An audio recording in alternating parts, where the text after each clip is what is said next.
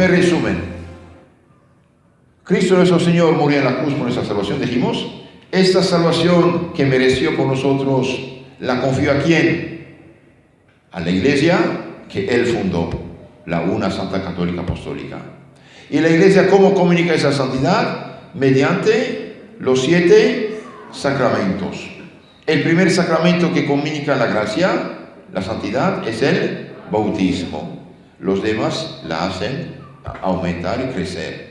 Y el pecado mortal destruye la gracia y la caridad, pero Cristo ha previsto otro sacramento que la devuelve, es la penitencia. Dijimos la gracia se divide en 2, la gracia santificante o habitual y la gracia actual. Estamos párrafo 12. La gracia actual es un auxilio que Dios nos da cuando lo necesitamos para obrar el bien y evitar el mal. En San Juan 15:5, ¿qué dice Cristo? Sin mí nada podéis. Sin mí nada podéis. Romanos 8:26 también. Entonces la gracia actual es todo medio que Dios usa para ayudar, proteger, inspirar. Los da a todos, justos y pecadores. Justos para continuar a perseverar y pecadores para arrepentirse y convertirse. Este auxilio consiste, párrafo 13, en los buenos pensamientos que Dios nos inspira.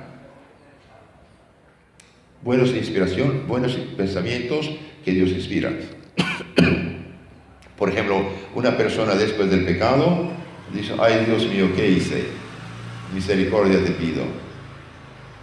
Voy a buscar donde hay confesión para confesarme cuanto antes. Es una gracia actual. El que peca mortalmente es una persona que cae en un pozo profundo, se rompe la columna, tiene que gritar. De ahí la importancia, cuando uno está en pecado, de rezar.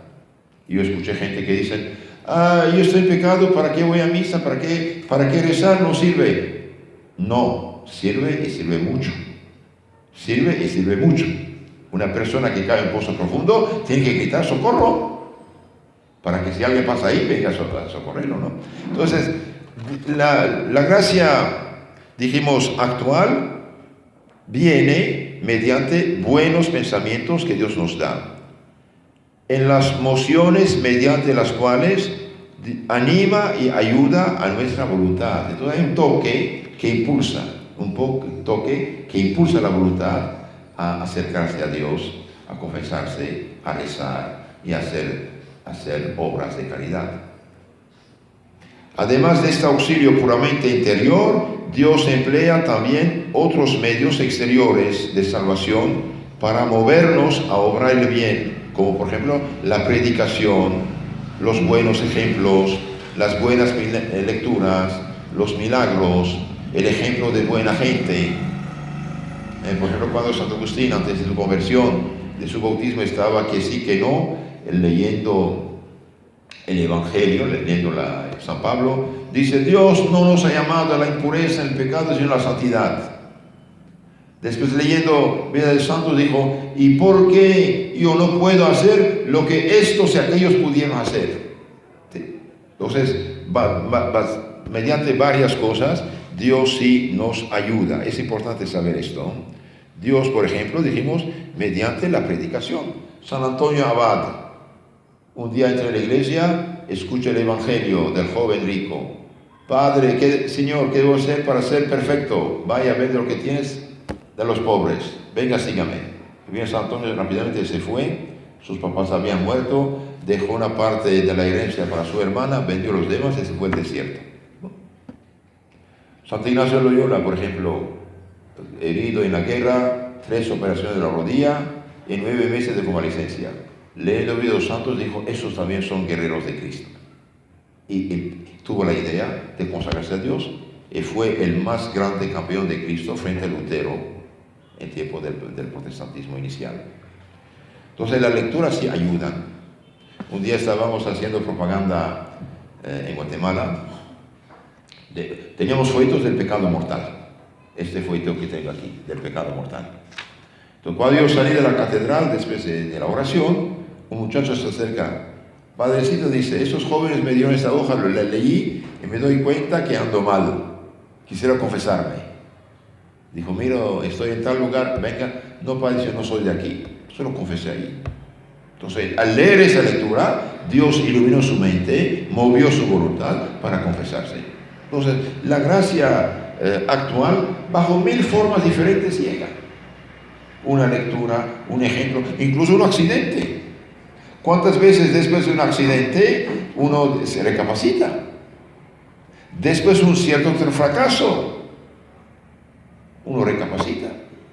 Entonces, todo eso son ayudas que Dios da para todos. Los buenos para perseverar, los malos para convertirse.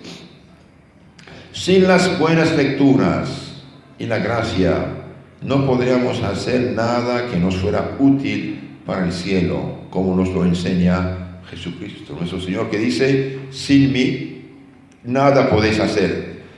San Juan 15, 5. Dios da a todos gracias actuales, aun a los pecadores e infieles, porque quiere la salvación de todos los hombres. Dios nos da siempre al menos la gracia de la oración, con la que podemos obtener todas las demás gracias que necesitamos. Rezar por la conversión de los pecadores es una gran obra de caridad. Entonces, mis hermanos, pidamos la gracia de la oración. Santo Alfonso María de Ligorio, que escribió un libro maravilloso, El gran medio de la oración, les aconsejo leerlo, bajen en internet. El gran medio de la oración, Santo Alfonso María de Ligorio. Santo Alfonso María de Ligorio, el gran medio de la oración. Dice, aparte del bautismo, todas las gracias que Dios da, las da a los que rezan. Sin oración no hay salvación. El que reza se salva ciertamente, y el que no reza no se salva. Se pierde ciertamente. Y el santo añade, no tengo los medios económicos, dice, pero si los tuviera, hubiera hecho tantos ejemplares de ese librito y dar a cada uno un ejemplar para que todos supieran la importancia de la oración. Entonces Dios sí hace la gracia de la oración a todos, justos y pecadores. Una persona, por ejemplo, que está hundida en el pecado, que rece, que acude a la Virgen, que ayune, que el Señor, aquí estoy, misericordia te pido. Incluso cuando son casos casi sin solución, bien sí hay solución. Sí hay solución. Gente después de haber vivido años y años en pecado, por ejemplo, de adulterio, fornicación, etc., un momento dado tiene la fuerza y esto se soluciona. ¿Por qué? Porque han rezado. Cuando Dios nos da una gracia actual, debemos cooperar con ella por nuestra parte, es decir, seguir sus inspiraciones sin resistir jamás a ellas. Entonces, en resumen de todo esto, la gracia es la salvación de Cristo, la santidad, la confió a la iglesia, que Él fundó y no cualquier iglesia. Es la iglesia, la comunica mediante los santos sacramentos. Hay 7 sacramentos que solo el sacerdote puede dar. La confirmación, sacerdote o obispo, ¿sí? La confirmación, la Eucaristía, la misa, el orden sacerdotal, los santos óleos y el perdón de los pecados. Eso solo el sacerdote puede dar. Entonces, querer hacer una iglesia de laicos, etc., es un suicidio, es una falsificación. El pastor protestante puede tener muchas cualidades humanas, pero no es sacerdote. No puede ni consagrar el cuerpo santo de Cristo y alimentar a los fieles, ni perdonar los pecados, ni dar el Espíritu Santo, ni hacer los sacerdotes, ni ungir los enfermos. Es un simple laico. Es un simple laico. Los 2 sacramentos, bautismo y matrimonio, es un poco diferente. El matrimonio son los esposos, los ministros. El sacerdote es testigo oficial de la iglesia. Y el bautismo normalmente es el sacerdote, por falta de sacerdote el diácono, y si hay peligro de muerte, la iglesia autoriza a toda persona que se bautiza a bautizar. ¿Por qué? Porque solo el bautismo puede abrir la puerta del cielo para un niño. Por eso se bautiza cuanto antes. Veamos ahora en la página 20 el cuadro, el dibujo. Muy, muy hermoso este dibujo, ¿no? No sé si lo ven aquí. Tenemos dos imágenes. La de abajo, el alma en pecado. La de abajo, el alma en pecado. ¿Qué tiene su corazón? Al demonio. ¿Qué tiene sus manos y pies? Cadenas, parálisis del alma por el pecado. ¿Cómo anda su rostro? Triste, desanimada, deprimida. ¿Y qué tiene alrededor de ella? Tinieblas, tinieblas. Y los animales que vemos alrededor son los vicios. Mientras más uno peca, más es vicioso. Tome uno de estos. Entonces, ¿el león qué representa? ¿El león representa qué? La cólera, la ira, ¿sí? La cólera, la ira. ¿La serpiente qué representa? La serpiente representa la envidia, el celo. ¿La tortuga qué representa? La flojera, la pereza, todos los vicios.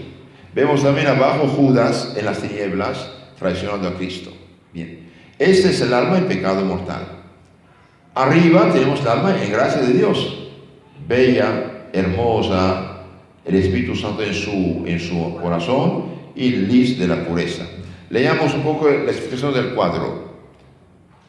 Este cuadro nos presenta arriba a la derecha un modelo admirable de fidelidad a la gracia en la persona de San Pablo. A la derecha vemos San Pablo. Cuando Saúl de Tarso, fanático anticristiano, asesino de Santo Esteban, quería ir a matar a los cristianos o echarlo a la cárcel de Damasco, y bien Cristo le da una gracia. Saúl, Saúl, ¿por qué me persigues? Derrumbado de su caballo, escucha la voz. Saúl, Saúl, ¿por qué me persigues? ¿Quién eres tú, Señor? Soy Jesús que tú persigues.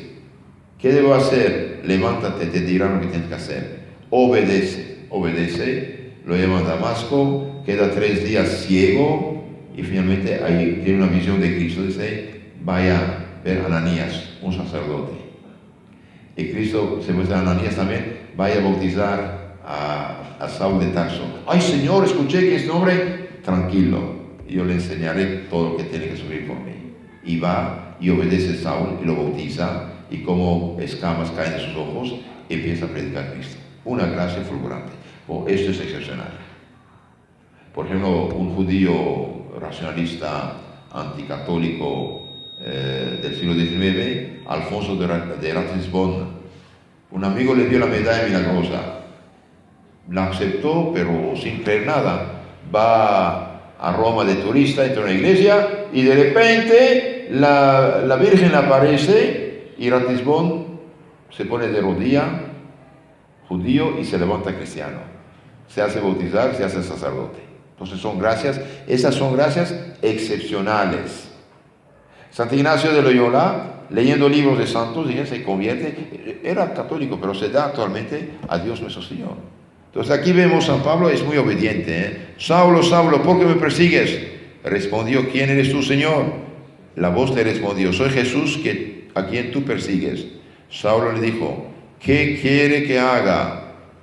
Cristo dice, vaya, te dirán. Cristo ya no dice qué hacer, vaya, te dirán. Entonces eso de querer buscar visiones, apariciones, que Cristo te hable directamente, no, Señor. Escucha a la iglesia. La iglesia te dirá lo que tiene que hacer. Número 20. Arriba a la izquierda, nuestro Señor sentado a la orilla del pozo de Jacob, diciendo a la samaritana, si conocieras el don de Dios, San Juan 4:10. Este don de Dios supera todos los bienes de la tierra, es la gracia. Y finalmente ella escucha y también se convierte y va a predicar a Jesús. El alma en estado de gracia está presentada en medio de este cuadro por una virgen vestida con la túnica de la inocencia. Túnica de la inocencia que lleva una azucena en la mano. Mira hacia el cielo, lleva el Espíritu Santo en su corazón. Según las palabras de San Pablo, ¿no sabéis que sois templos de Dios y que el Espíritu Santo de Dios habita en vosotros? 1 Corintios 3:16. Entonces, queridos hermanos, el alma en gracia sí tiene el Espíritu Santo. El alma en pecado no lo tiene. No lo tiene. Para tener Espíritu Santo hace falta vivir en gracia y en caridad. El pecado mortal destruye la gracia, destruye la caridad, como la luz se va. Es verdad que todos los hombres están llamados a ser hijos de Dios, pero si está en pecado mortal, no lo son. Y todo bautizado que en ese momento vive en pecado mortal, no es hijo de Dios. Está llamado a serlo todavía, pero está en peligro también de caer en el infierno para siempre. Es dogma de fe católica que toda persona que vive en pecado mortal está como suspendido al borde del infierno. En la último párrafo, el alma en pecado mortal está presentada en la parte inferior derecha por la doncella sumida en las tinieblas, vestida con traje de luto y encadenada por el demonio que reina como dueño absoluto de su corazón. Los animales que lo rodean simbolizan los vicios. Esto en el catecismo ilustrado. Ahora tomemos el bíblico apologético. El bíblico apologético, ahí también tenemos unas cosas. Bíblico apologético, página 149, la última edición, 149.